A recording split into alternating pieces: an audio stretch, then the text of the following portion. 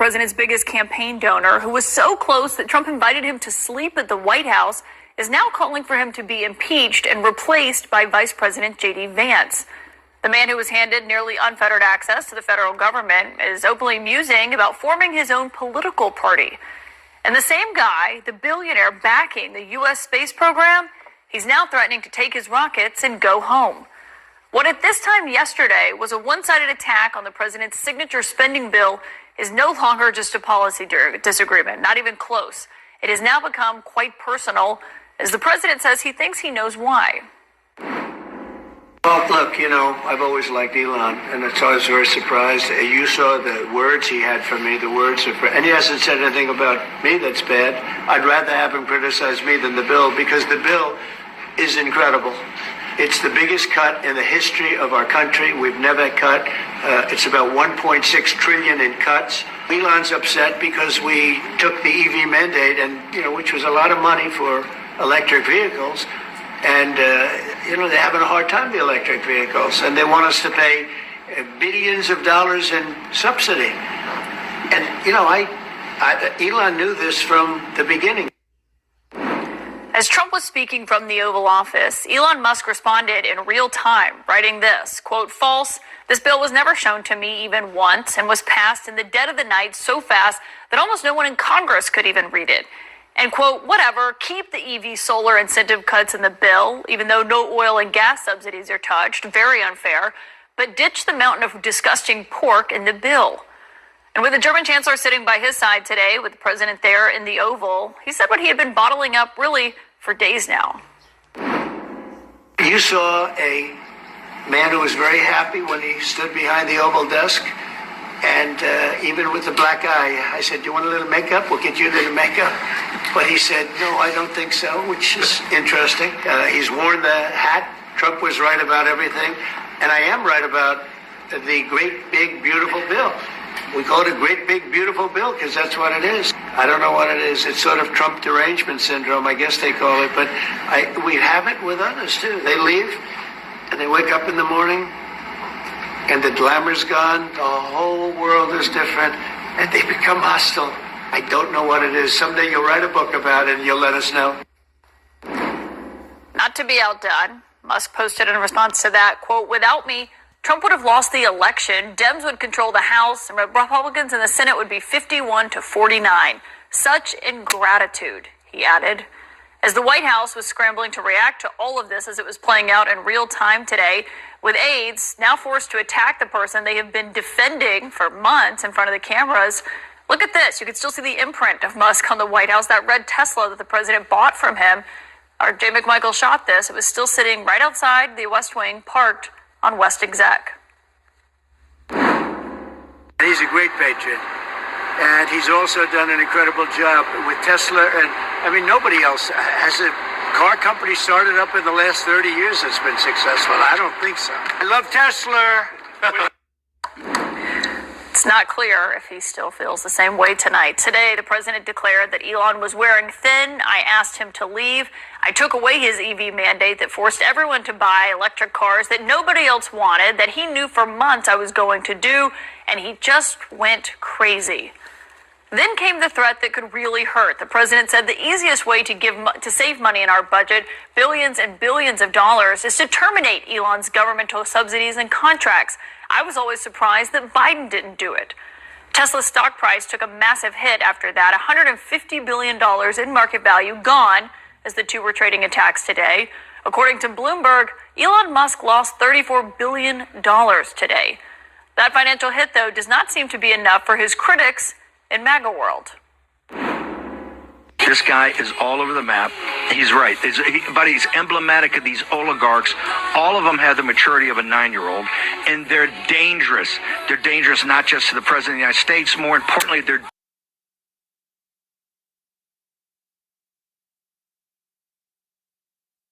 Hello, welcome to episode 136, Just My Opinion. And this episode I'm titling Musk versus Trump, the feud. In recent years, there has been a rift and a feud brewing between President Trump and Elon Musk. Elon Musk was one of his biggest donors and one of his biggest supporters during the 2024 presidential election. And in turn, President Trump made a special position for him within the camp for Elon Musk. Now, recently over the past 2 days, these two has been sending bad tweets about each other back and forth and going public about their spat and their disagreements.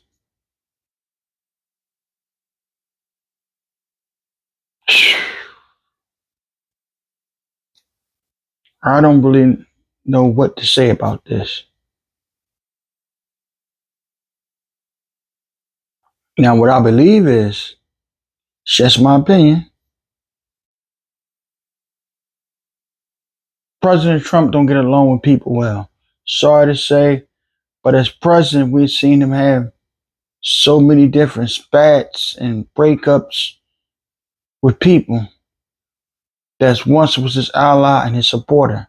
Now, I'm not saying the president is wrong in this particular instance, but his past seemed like he's a hard guy to get along with. If you're not kissing his, you know what I'm saying. Do I think both of these gentlemen have big egos? Yes. You have a billionaire businessman and Donald Trump, a celebrity, a person that's defied the odds twice in two presidential elections. Twice. He came from nowhere and he won the presidency. After all the things, the January 6th and the this and the that, this probe, and he's being investigated by this person and that person, his business dealings and everything, he still was able to be reelected as president of the United States. You have a guy, Elon Musk, that's rockets, cars, among other things, that's very successful, one of the richest persons in the world, maybe the richest person in the world. So I believe both of these gentlemen have egos. I believe both men are a little pig-headed.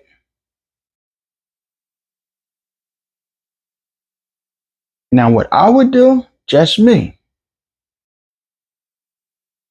I wouldn't have went public with our disagreement. That's for Mr. Musk and Mr. Trump. I would have. Let's sit down, privately, talk, and try to iron out our differences. If we can't iron out our differences, fine. Before we go public with it, we're going to try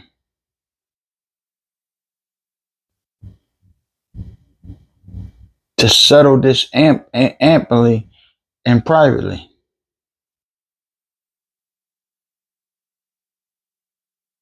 I think that shows a lot of immaturity on both gentlemen by it. And I think that's because both gentlemen has had their way the majority of times in life in dealing with certain situations. Nobody's told them no. They've gotten their way. They've been very successful in their endeavors and things they went into. And I believe they're looking at each other in the mirror. Trump is Musk and Musk is Trump. They're too much alike.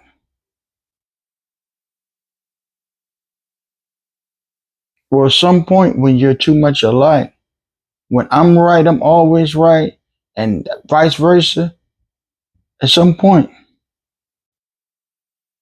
it's going to be a clash and a bumping of the heads. A schism between the two of these gentlemen.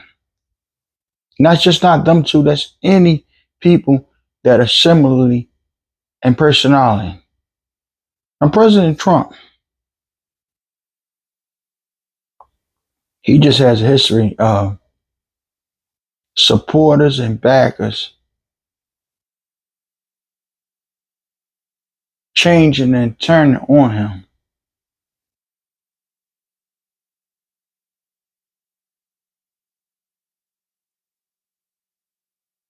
His administration is filled with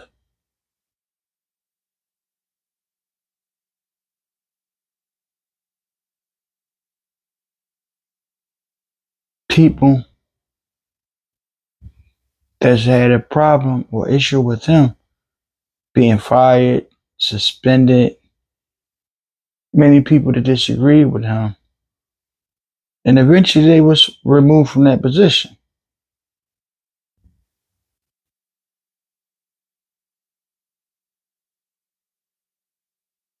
I don't think this is how you should govern. I think you should be able to give the president advice, whether he agree with it or not. But you shouldn't be fired because you disagree with someone or their point of view. I think that is wrong. I think that is opposite and totally wrong. And I think dealing with Mr. Trump history,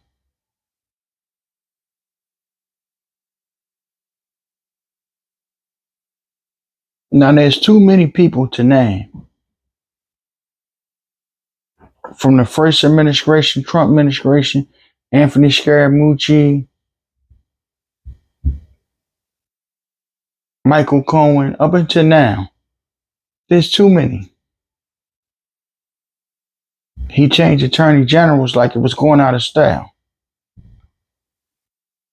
Seemed like this guy, to be able to build successful business, you got to be able to compromise, taking other people's ideas, and listen to them.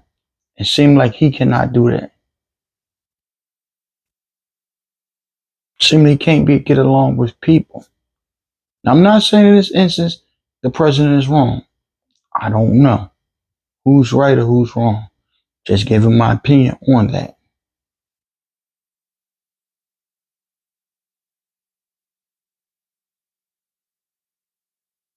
This guy, I mean, I don't know what this schism is. I know that Mr. Musk is talking about he was on the Epstein list. Donald Trump was on the Epstein list, President Trump. My thing is, if you knew he was on the Epstein list prior to this, why did you support him? Why did you back him? But now you want to try to expose him. Michael Hart was Justice Department. He's required to receive no notice yesterday evening. This was from the first Trump administration.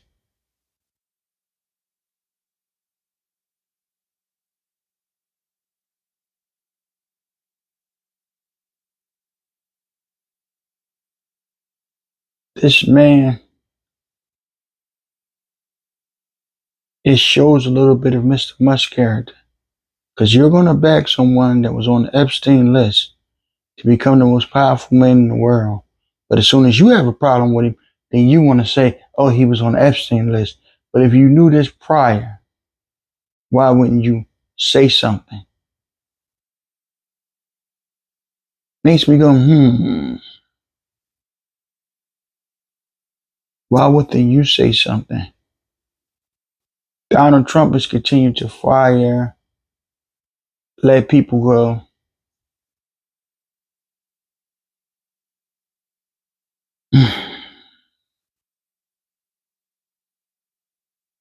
He's already removed 200 employees. And that's this year. This administration.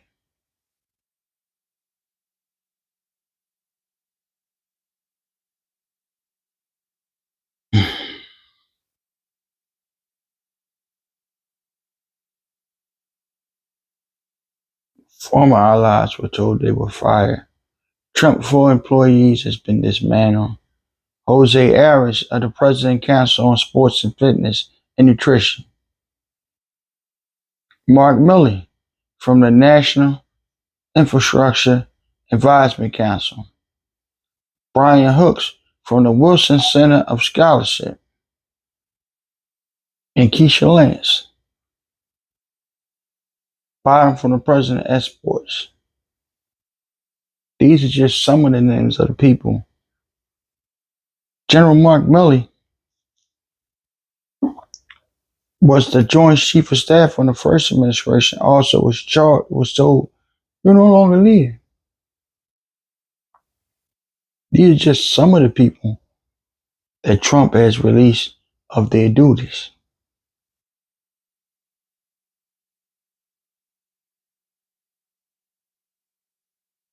Of these was this gentleman allies and people who supported him. They let us go. Now there's other people, and some of these people may have been justified. There's other people that I can also say in business and politics. It just seemed like if you say no to the president, you're not going to be around. Seem like he don't like a dissenting voice. Now, I'm not saying that Mr. Musk was right or whatever they disagreed on. I'm not saying I don't know. I'm just saying going on the president track record, dealing, compromising, and getting along with people. Thanks, like, share, and subscribe. Also, I'd like to give a thanks to all my supporters, no matter how small they are, for every like, dislike, share, comment, and subscription. Also, shout out to my man Chris Rock. Hold your head, man. Love you.